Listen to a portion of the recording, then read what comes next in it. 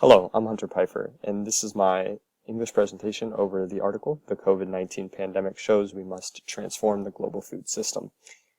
I don't have a lot of time to summarize this article, but first I want to talk about this image here.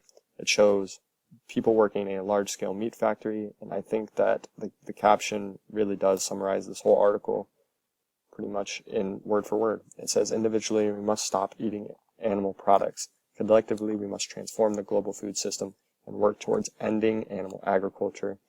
This is the basis for their whole claim in the article.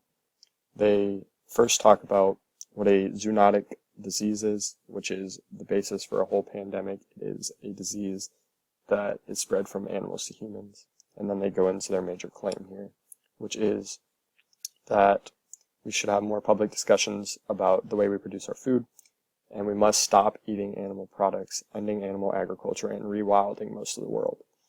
The basis for this whole article is them talking about what we're doing wrong and what we need to change, as in we need to change our meat industry by just pretty much ending meat industry altogether.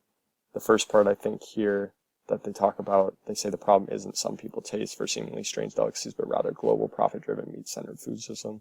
I think this really just sums up the whole article in the way that they word it. And then I think the last part I want to show or summarize about this article is the ways that they think we can end it, which end animal agriculture is first ending subsidizes to industrial animal agriculture and taxing animal products, and then support for local sustainable plant farming, and then lastly, large-scale public directed investments to both plant-based meats and alternatives in cellular agriculture, which I didn't know was a thing, which was very cool to learn about growing animal tissue for themselves.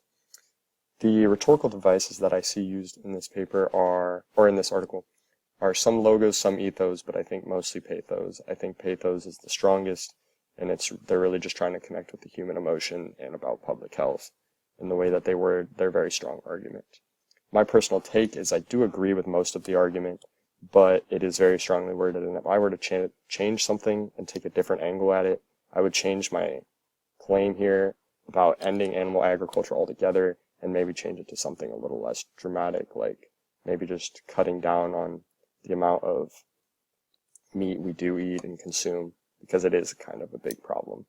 Overall, I think the effect of this article on the reader is it does go towards their pathos, and I think that it really does connect to the reader just a little.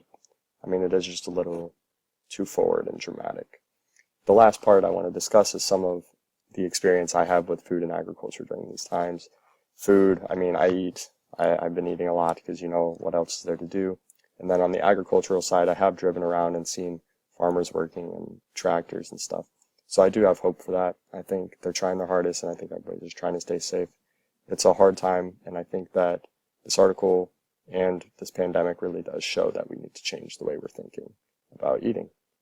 And I think this is a very good article to read. Thank you.